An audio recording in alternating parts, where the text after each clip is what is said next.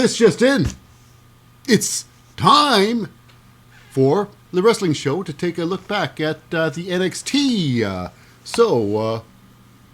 Let's go. 1, 2, 1, 2, 3. Lip really loves wrestling. He likes to talk about it too. If you like to watch wrestling like he do, come and join us on the wrestling show. On the wrestling show. On the wrestling show. Baby.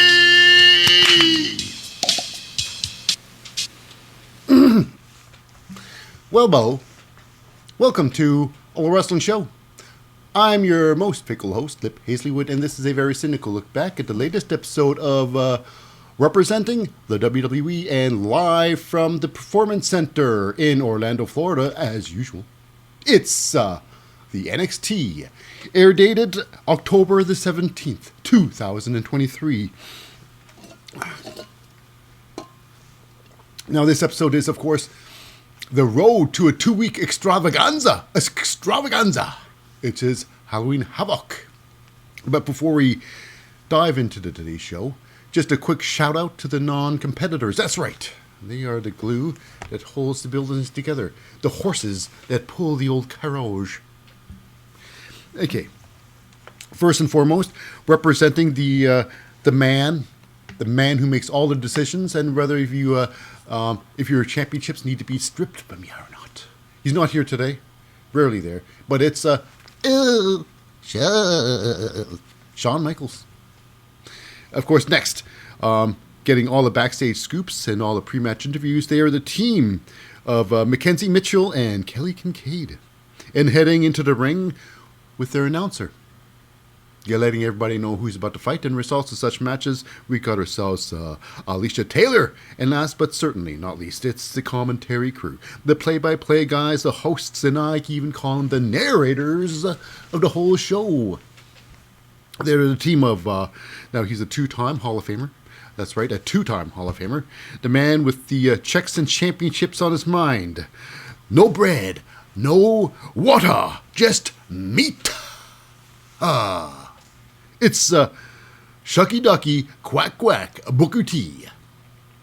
And then, of course, backing up Booker T, it's a top commentator in his own right. It's Vic Joseph. Now, without any further ado-s, let's dive right into what happened in the episode of the NXT. Let's do this. Okay. So now we start with, I guess you can call it the Battle Royal to determine the number one competitor. Now this is not just any Battle Royal. This is called the badda-bing, badda-boom Battle Royal. I guess coined by Cody Rhodes. But it's a 10-man Battle Royal. Now this one here, it was advertised a little bit differently. There's one team that's involved in this match that wasn't advertised earlier. So, who's in it? Now, it's the teams. Now, how it works. There are 10 teams, and it's an over-top Battle Royal. So one person from a team's out, the other person's automatically out. Until the last 2 teams are in the ring there, and then they battle it out as a regular tag team match. That's how it is. And who's in it? Why? The 10 teams. Josh Briggs, Brooks Jensen, Bronco Nima, Lucien Price, Hank Walker, Tank Ledger, Duke Hudson, Andre Chase, Mark Coffey, Wolfgang, Idris Inoue, Malik Blade, Angel Garza, Humberto Carrillo, Brutus Creed, Julius Creed. Now here's the thing.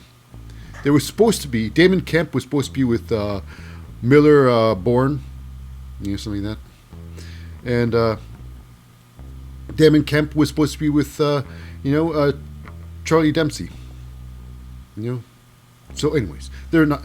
We got ourselves Damon Kemp. He's with Drew Gulak today, and the other team, it is the Brawling Brutes. The Brawling Brutes are in there. Okay, so right off the bat, right seconds in, literally seconds in, we got ourselves our first person getting tossed out of that very ring, and it is Damon Kemp. Damon Kemp gets tossed out by Josh Briggs. Now, watching this match is where the metaphor, usually watch, the old Toxic Lounge is usually at, you know.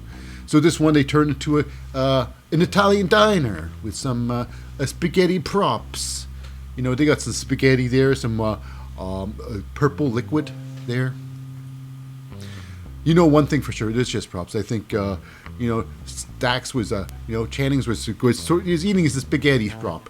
And, Angela was like, hey, what are you doing? Don't eat that shit. That's just a prop. I'm not going to eat this garbage. Just spins it around a little bit. But anyways, they're just watching it, you know. They might just, they are kind of wearing costume. Anyway, Curtis. So they're watching what's happening. So like I say, Damon Kemp gets thrown out first. Second is Tank Ledger gets thrown out. So by Bronco Nima. Hank Walker, is there to watching.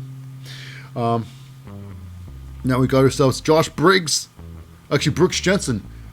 He actually eliminates himself. He gets thrown out the ring there by, Mark Coffey. Wolfgang helps by pulling down the ropes there. And out goes Brooks Jensen. Josh Briggs like, no! I'm out too! That's okay. It's not like Josh Briggs was really ready to wrestle, because he just wears like regular hiking sneakers, hiking shoes. So yeah, he's ready to go for a nice hike after this. Get his mind off things. Think about what his new look should be if he was a wrestler. I'm hilarious. Anyways, next down was a double elimination with Ridge Holland showing his immense power and strength. He picks up both Idris Enofe and Malik Blade and tosses them both out like 2 sacks of potatoes. Toss them out the ring. I don't want no potatoes anymore. No potatoes for Ridge Holland. So, after that, we got ourselves Mark Coffey. He gets eliminated by Brutus Creed. So Wolfgang's automatically out. And then next up, we got ourselves a hilarious situation where we got ourselves a Mr. Reginald Scripps. Reginald Scripps comes out there and he decides to try to help out his team. The out the mud. Or out the mud. Maybe it should be out the mud. So he runs in the ring there, and it is Bronco Nima and Lucian Price. They're battling out with the Ridge Holland, the brawling brutes, Ridge and Butch. And then hits what should have happened is because it's obviously was meant to happen this way. So Reginald Scripps, he does a high cross. Oh, he just flew right over everybody. It's hit the ground, but he knocked out. Not just he done a jerk for his team. He knocked out both. Reginald Scripps. He knocked out the Brawling Brutes by himself. But unfortunately, he also knocked out his own team. Out the mud. So here's where it gets hilarious, because now it's the final 3 teams in the ring there, and this is ridiculous because there are 3 referees watching what's going on. Now that this happened, they're all 3 referees have turned their back on the match itself and focusing on what's happening that's already happened outside the ring. All 3 of them. All 3. So it's ridiculous. So what's happening in the ring doesn't really matter because there ain't no referee watching what's going on. And while that's happening, the chaos, we got ourselves a little bit of an elimination. It's Humberto Carrillo. He gets back body dropped outside of the ring by Julius Creed. That's right. But the referees are all. There are 4 referees, 4 of them, and all 4 of them had their backs turned. It was so ridiculous. Did they need all 4 of them to make sure these? No. Yeah, that was yep. Okay. So, anyways.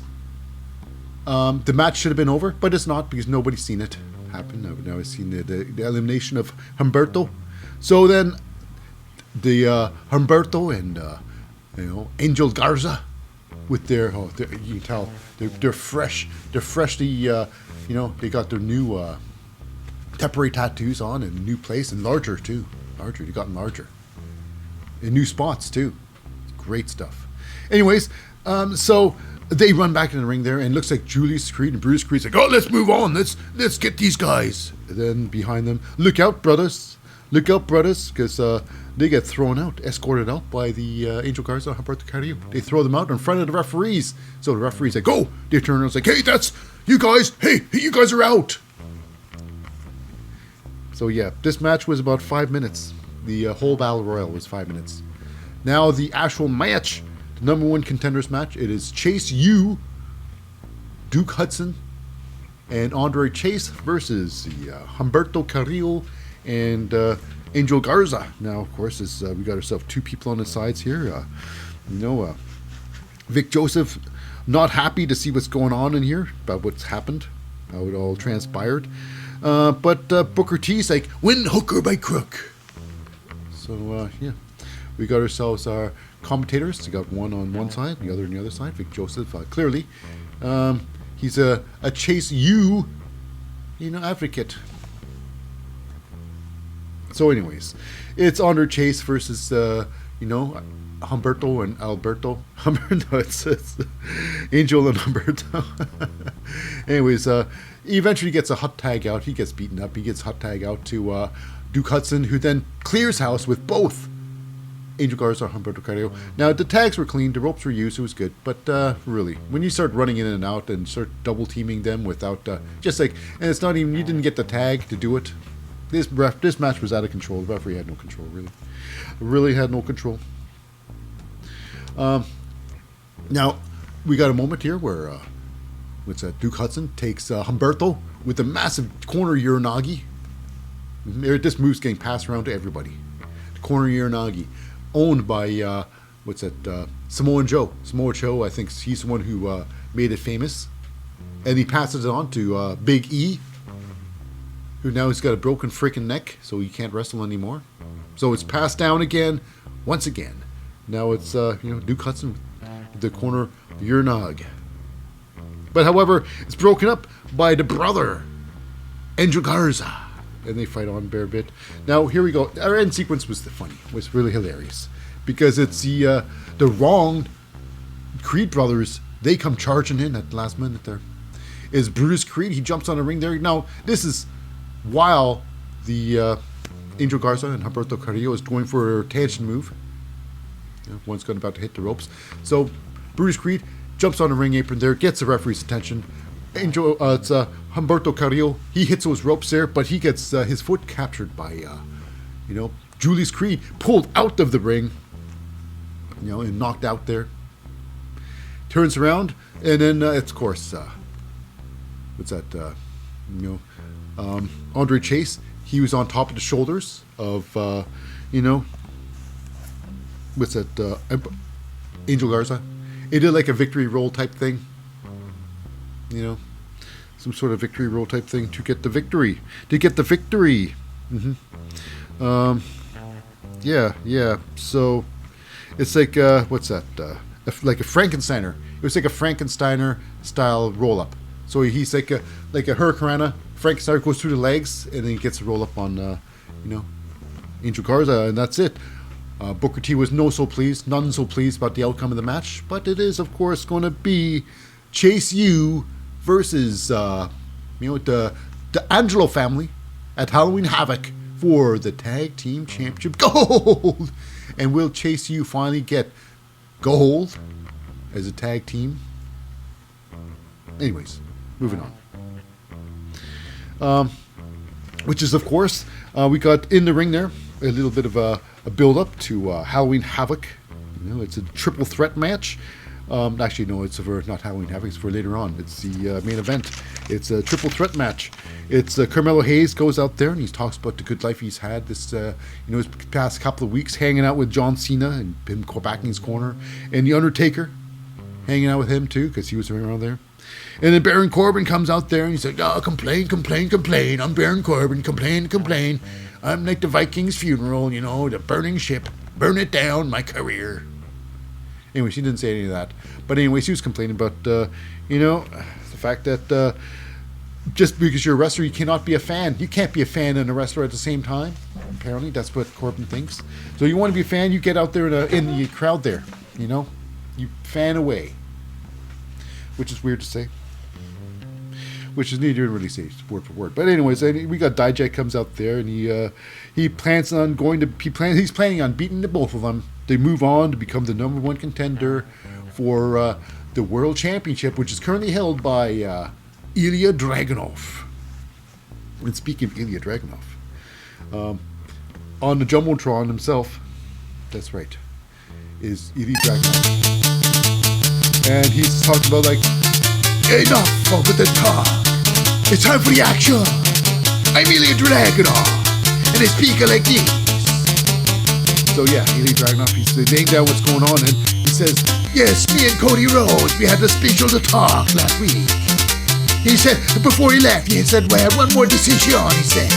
He made one last thing. As a general manager of NXT. So what was the thing that Cody Rhodes said? Why, this next match will no longer be a triple threat match, but will be a fatal four-way match. That's right, but who will be number 4 in this match? Why, it's Mr. Trick Williams himself, baby. It shocked everybody, especially Carmelo Hayes. He's like, what? And of course, it's Dijak and, Baron Corbin, trying to make it sound like, oh yes, this is a backstabbing situation here.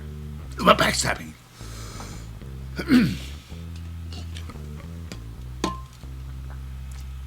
So anyways, instead of turning the two on each other, they end up fighting as a team and taking out Dijak and Baron Corbin. I thought this was going to happen. I thought, will it end up being somehow being a tag team match in the future? But no tag team match. It's just some build up for the triple threat tonight. And also solidifying the knowledge between the Carmelo Trick Carmelo game. They're still a bond. They don't miss, baby. So yeah, they fight, and yeah, it's Carmelo Hayes and Trick Williams take that ring as buddies as they always were, So now we go backstage. This is a lot of women, the women of the breakout tournament, still in it or not, all the women there, and it is Fallon Henley giving them a good old pep talk about the future, what in the future can possibly hold. And then we got ourselves our former champion, Tiffany Stratton, kind of talking down to, Thea, to, Fallon Henley. So I can see this in the future here. It's going to be Tiffany Stratton versus Fallon Henley. Tiffany Stratton, she's changing up her look again.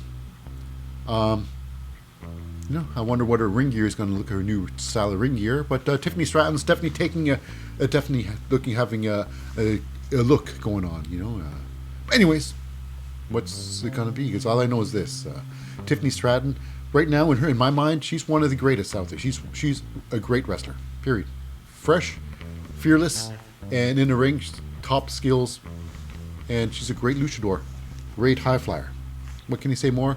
But she's a former champion, soon to be champion, guaranteed. I think she's going to be champion again. No diggity doody, no diggity doogity. And okay, now next up, we got ourselves the women's breakout tournament, round 1, Group B, which it is. Of course, these are both new. Carmen Petrovic versus the martial artist versus Jaida Porter. No, Jaida Parker, I should say. Jaida Parker.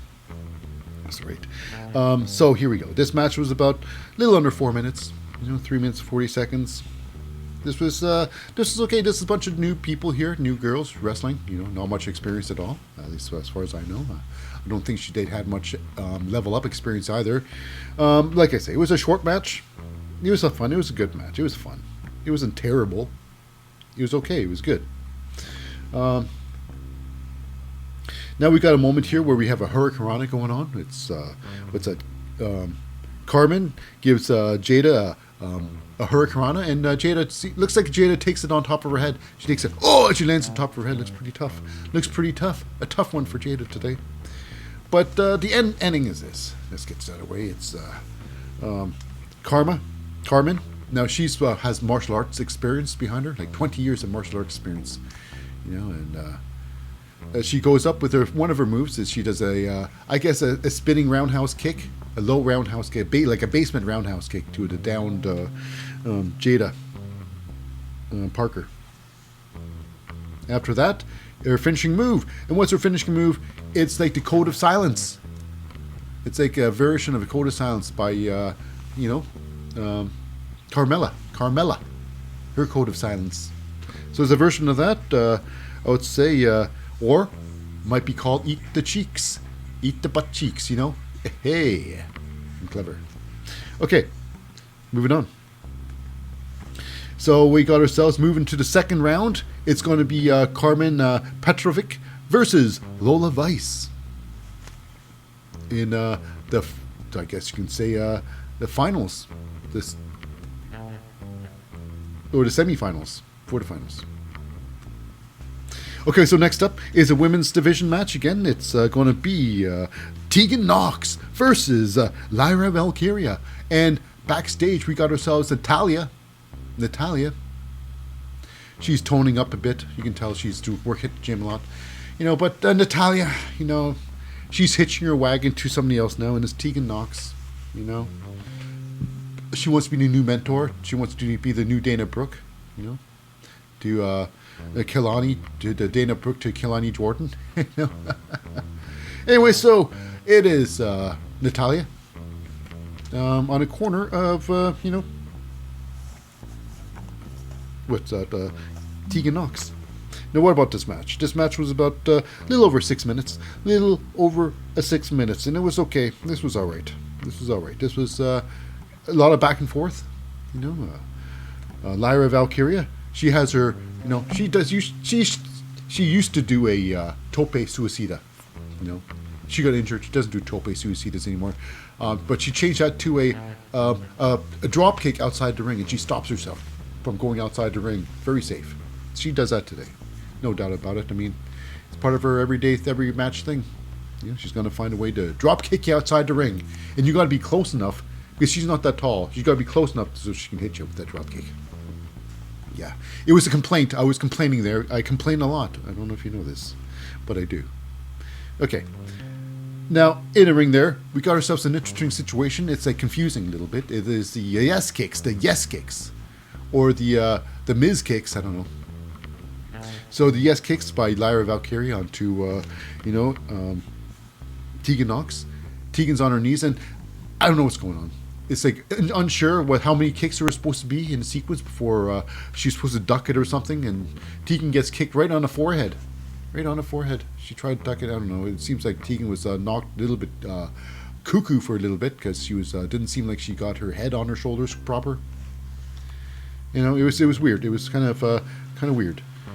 But we got ourselves Tegan Nox with a nice reversal. Now, it is a reversal to a high cross body. So she grabs a high cross and she turns it into a follow-away slam.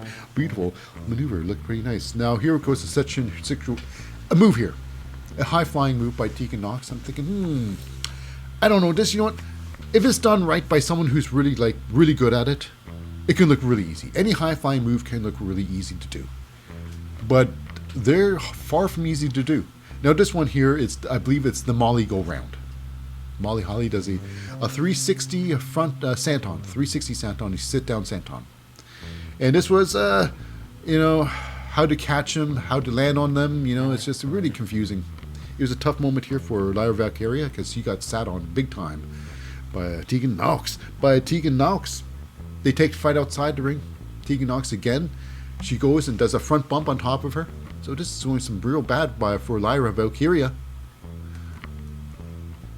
Now they take the match into the ring. And this is where things fall up. I don't know. Maybe this is setting up for the future. It is your current women's tag team champions of the Raw and SmackDown. It is my personal favorite, Chelsea Green, with their partner Piper Niven, who claimed to be the partner. Anyways, they come to the ring there to watch the match a little bit closely for some reason.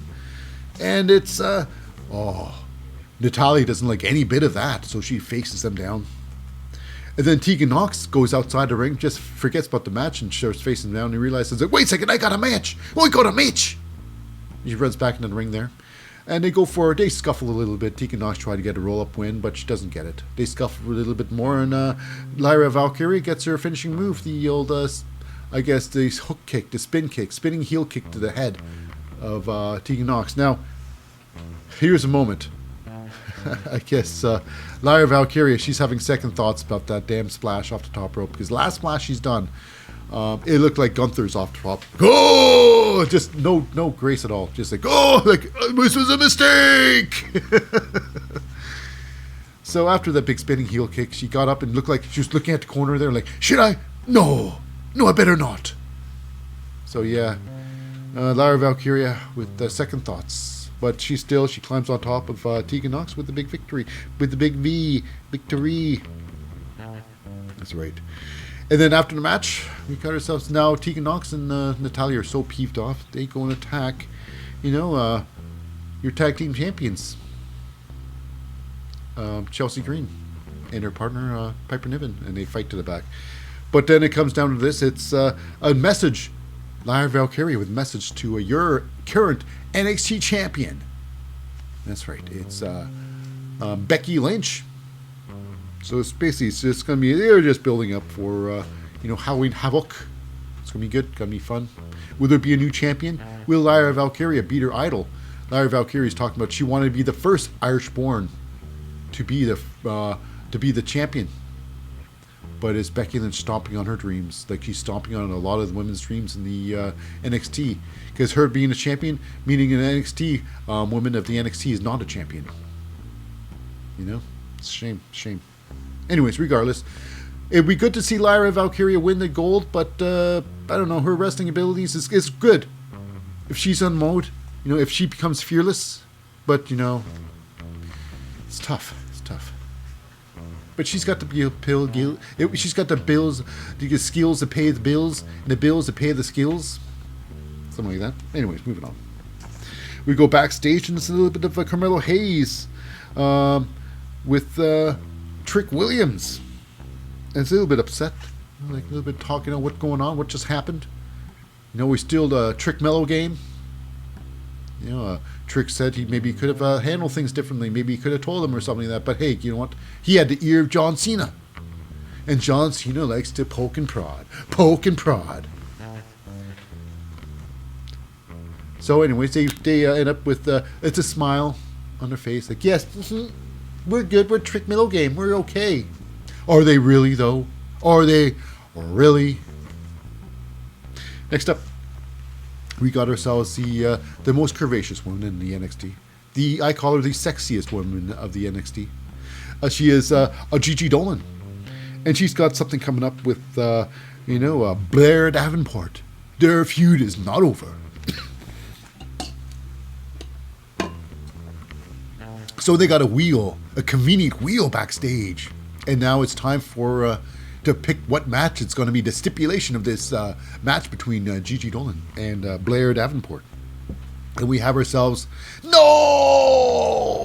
worst possible match for fans of Gigi Dolan. It is a lights out match. Well, we all know it's not going to be completely lights out.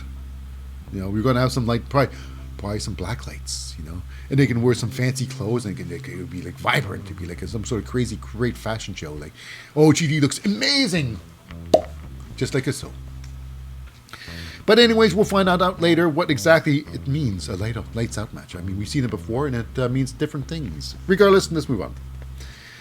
And we got ourselves a backstage segment. Is Von Wagner in rehab after getting his head smashed in with the steel steps.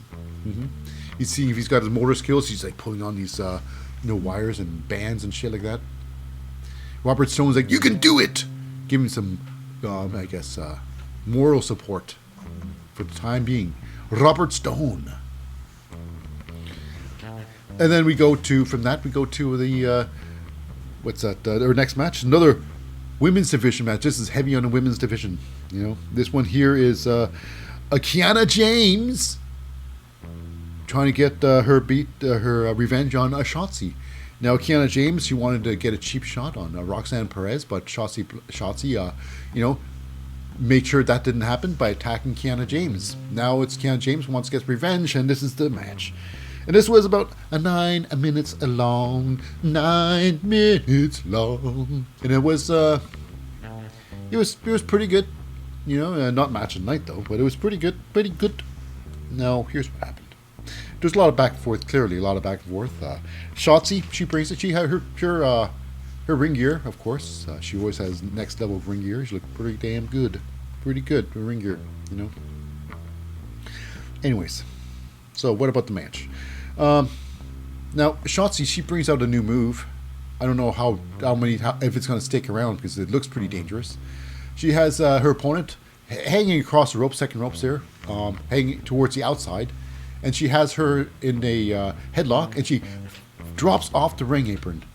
And it pretty much just nails Kiana James' head right to the corner of the ring. The apron there. Looked pretty bad. It could have been bad, or maybe it could have been completely safe. But anyways, it looked pretty devastating. So did it do the job? Yes. Okay. After that, Shotzi showing off her tope suicida skills. I mean, she hasn't been doing it much, so she's got a little bit. She does one through the first and second rope, nailing Kiana James. Now, here's where things turn around. And the match goes on. Kiana James turn things around, and on her own, So here's where things go. She goes. Roxanne Perez shows up in the ring area. She grabs her clutch, not a clutch, her handbag, not a handbag, but her purse. Grabs her purse. Her over-the-shoulder purse, her shoulder handbag, her, regardless, whatever it's called, this gigantic bag she brings to the ring. And then she grabs it and she opens it up and finds out there's a brick right in it. That's right. And you can't have this brick. No. But ends up, Kiana James grabs her purse without the brick, brickless of course. And here's where it gets weird. They turn around. Kiana James manages to hide it from the ref, which is good. Where referee turns to Roxanne Perez and starts arguing with her. Hey, I heard you got a good recipe for apple cider. Really? I got a rip. Yes, you wouldn't believe. I put a pinch of nutmeg and salt. So while they're going through whether it's nutmeg or salt or both, Shotzi grabs that briefcase type thing, that bag, that gigantic leather satchel, and bashes it on Kiana James' face, and then gives it to Kiana James and falls down on the ground like Eddie Guerrero would do with a foreign weapon. Like, oh, and then the referee's like, you disqualified. But the referee turns around and sees what's going on. Oh, what's going on? You can't have that clutch. You can't have that bag. He grabs it off her and said, that's it. I'm going to give this away. I'm not going to disqualify you. I'm just going to get rid of this bag. And then Kiana James tries to end it by running into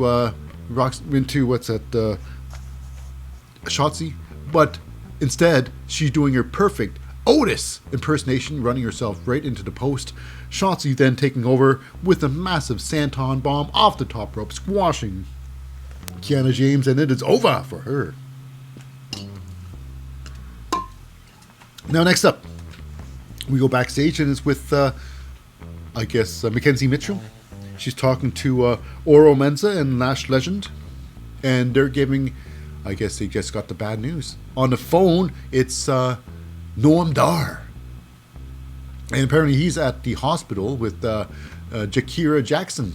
And apparently she is injured. And apparently she lost an arm, according to Noam Dar. Can you save the arm? I don't know if he lost it or not, but it's ridiculous. Anyway, so she can't fight in the tournament tonight. So, what's going to happen?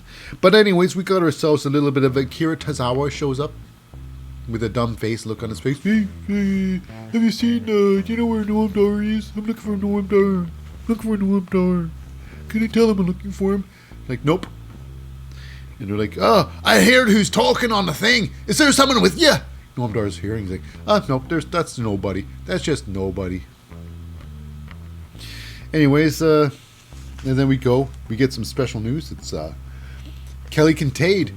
Actually, as we find out that Mackenzie Mitchell's like, wait, we got some really breaking news. They go to the side there, and it's Trick Williams. He's been taken out. By whom? Whom knows? Was it Trick Williams? Was it Dijak? Street justice? Was he getting street justice here? Was it, or did Baron Corbin burn down the ship? But anyways, we find out by Kelly Kincaid that Trick Williams, just like Jakira Jackson, was taken to the hospital. So this, I guess, Fatal 4-Way is now down to a triple threat match. A triple threat match. Now with that, we go backstage again with, Mackenzie Mitchell with Dominic Mysterio on his thoughts about Nathan Fraser. Nathan Fraser. And he's like, I don't even know who Nathan Fraser is until the other day. Like, who's Nathan Fraser? And Nathan's like, so angry. He comes in there and he shoves Dominic Mysterio. This is backstage in the lunch area, the cafeteria of the NXT Performance Center. So they, from right there, everybody's like chilling, having some Jello and whatnot. And they're like, "Whoa, you can't have that over down here!" And they fight, and they start scrubbing. They start scruffing around, and this takes them right to the ring. Right to the ring, where Nathan Fraser drops Dominic Mysterio. He goes to the top rope. He's going to give him like some sort of Phoenix Splash. Just end it for Dominic Mysterio. But we cut ourselves Mama Rhea. Mama Rhea saves the day again. My, thank you very much, girl. That's right. Mama Rhea comes in, saves the day for the team. Wonderful for Dominic Mysterio to have such a help. Now, speaking of that, we have ourselves a little backstage thing. Shotzi with Roxanne Perez. Yeah, do some little chitter-chatter about what's going on with because Roxanne Perez. She's got a match with Kiana James, and she spins the wheel. She makes the deal. What it is going to be. What it is. Personally, it's going to be a Devil's Playground match. Devil's Playground match. What does that even mean? Could it be like a, a pub match? Could it mean like a Vikings rule match or a pub rule match? Viking rules match? No rules at all match? A no holds barred match? Who knows? But you know one thing for sure. There'll be no disqualification going on there. Whether there's a pinfall anywhere, that's another story. That's another story. That's another story. Moving on.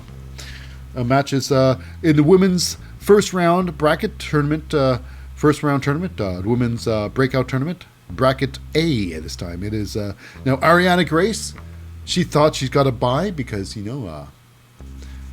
Jakira Jackson was not, she was injured. She can't fight. So she thought she got a bye. She got to go right through to the finals, the semifinals.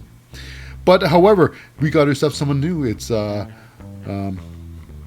Brinley Reece. Brinley Reece takes her place. Now, Brinley, she's looks like she's got the same color scheme as my favorite, injured right now, so injured, Sol Ruka.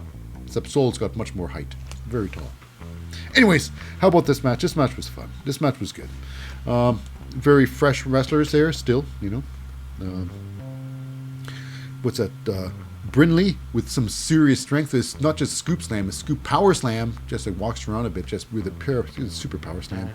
And then, of course, now there's only one other woman that does this. Actually, one other wrestler that does this move. It is Charlotte Flair. Charlotte does it a little bit differently, but all in all, it's the same thing. It's a walkover. It's a walkover clothesline. Except Brinley does more of a lariat. Walkover lariat. I still think the buckshot would be just chef kiss, French kiss. So we move on. Now we got to ourselves a cheat here. What's that? Brinley picks up Arianna on her shoulders for a fireman's carry to do some sort of move, maybe some sort of Death Valley driver. But then Brinley, she gets her eyes, or her face, Tyreek looks like Arianna's hands just going inside her mouth and her nose, trying like it's hilarious. But the referee's right there; he can see everything. He can see everything. But I guess Vic Joseph, he's like, "Oh, the ref can't see a thing." It's like, really, Vic? Really? I think he saw everything. Because he's like grabbing on the face and no, I don't know. It's just weird. After that move, it's the finisher. It's the finisher. What's the finisher? Why, it's like a judo takedown. It's like a judo flip takedown. That's basically what it was. she takes your back. She goes back to back. She gives you like a, I guess, headlock from behind, and she pulls you over her back to back, and you flip on your belly, and then that's the finishing move. It's a a throw. It's a judo throw. Judo throw. I think it's a judo throw. Anyways, moving on. It's Arianna Grace. So it's going to be Arianna Grace versus Kalani Jordan, and it's going to be Carmen Petrovic versus Lola Vice. And I think I predict the finals will be Arianna Grace versus Lola Vice. That's my prediction, baby. I could be wrong, but I could be right. Okay, next up, we got ourselves backstage as Mackenzie Mitchell with Braun Breaker. About Von Wagner. No, she's suffering a lot. He's like, I don't care about him. I don't care about him. It's like, oh, you cold-hearted son of a bitch. So we got ourselves Robert Stone. He's very angry. He's out there, and he's so piping mad that he doesn't care. He's so mad, he challenges Braun Breaker at Halloween Havoc. That's right. Robert Stone. He hasn't seen a wrestling ring. He hasn't seen a wrestling ring since the Impact days, baby. The bromance. You thought the bromance was over, but it's basically continuing. So moving on to our main event match. It is a triple threat match. It's Baron Corbin versus currently in the ring Carmelo Hayes. You think, oh boy, that might be a bad thing. But here's the thing. Baron Corbin was introduced first. And then Carmelo Hayes introduced second, and then Dijak, who was introduced, his music was played, and he walked to the ring while his name was being called out. So this match was about 12 and a half minutes. This was a good match. Perhaps match of the night. It was very exciting, very good. Dijak with a massive South of Heaven chokeslam on Carmelo Hayes very early on the match. He gets up there because Dijak is a very tall guy. He's a big man. He gets Carmelo Hayes right up there with the chokeslam. It is beautiful. Now, what gets me? Now, Carmelo Hayes had his move too. It was hilarious. He does. It's with Dijak and Corbin staying face to face, and then Carmelo jumps on the ropes, does a back, does his hand, does a slingshots himself off the ropes, and he grabs them both, and he eventually gets them both on the double DDT. It was hilarious. It was hilarious. But we got some vicious moments where Dijak is using Carmelo Hayes as a human projectile. He picks him up as a suplex and then throws him onto Baron Corbin. Now Baron Corbin shocked me. I was shocked. I've never seen such an athletic move from Baron Corbin in all his career. Never seen such a move. Never seen such a move. Never been such impressed by Baron Corbin by this. Now this one, Baron Corbin and Carmelo Hayes. Carmelo Hayes was standing in the middle of the ring. He was charging him. Now Corbin was at the corner. Carmelo Hayes charges in. He gets hit with double knees. He gets distance. He's now in the center of the ring. Baron Corbin, he's on the corner. He springs off the center, the middle ring, the middle pad, turnbuckle pad, and bounces right to the middle of the ring. Wow. I couldn't believe Baron Corbin was flying through the air. This was top-notch high flying. I couldn't believe it. Baron Corbin had it in him to do it. Shocked. I thought Baron Corbin was going to win this match. I thought he was going to win it until he gets to, Ilya Dragunov, where you're going to get murdered. Anyways, so outside the ring, proving that these new padding on top of the concrete floor is really effective. With the massive, what looks like a Death Valley driver, massive release Death Valley driver. Carmelo Hayes gets just walloped by Baron Corbin. Now inside the ring, we got ourselves a big moment. Our big, of course, when you have more than one person, more than two people in the ring there, you got to have the, Tower of Doom. And it's two big men on top. It's second rope is Baron Corbin. He's trying to give Dijak a German suplex off the second rope. And then it's, Carmelo Hayes with the powerbomb and finishes off the Tower of Doom. Mm-hmm. Now, the end sequence was this. Here's the end sequence. It's Carmelo Hayes and, Baron Corbin pair off. They're fighting. Carmelo Hayes gets dumped outside the ring there, and then he's going to do a springboard back in the ring, but he gets met with a fist. He drops onto the ring there. He drops outside the ring there. You think it's over for Carmelo Hayes just for the time being? Inside the ring, it's Dijak and Corbin. They go at it. Dijak ends up getting Corbin into the feast your eyes, the knockout blow, But then Corbin, he lands on his feet, doesn't get knocked out, and he gets Dijak into the end of days. What's that? Flatliner. The end of days flatliner. Just squashes him. But then, as soon as he tries to get up to go for the pin, he gets hit by the nothing but net by Carmelo Hayes. He's up and nothing but net, baby. Hits Baron Corbin. Baron rolls outside the ring there, getting a pin on top of Dijak, going on to Halloween Havoc for a rematch for the title. And it would be great to see Carmelo Hayes be the champion for a long-term champion in the NXT. But yeah, Carmelo Hayes. One day, we're going to see Carmelo Hayes versus Trick Williams for the World Championship match. But as for now, Carmelo Hayes with the big victory. And before we leave the show, we got ourselves a little bit of Lyra Valkyria with the last, the last words maybe to, Becky Lynch. She's basically, she wants to be, this title is mine. Next week, this title is mine, she says. She proclaims the title hers. And then we got ourselves in the back. The monitor that she was watching she was watching the show, comes up Jade Cargill. Nothing like Cargill beef. American beef. So she's out there and she's looking at her watch, thinking, I was supposed to be having a promo about now. I don't see anybody here. No one's interviewing me.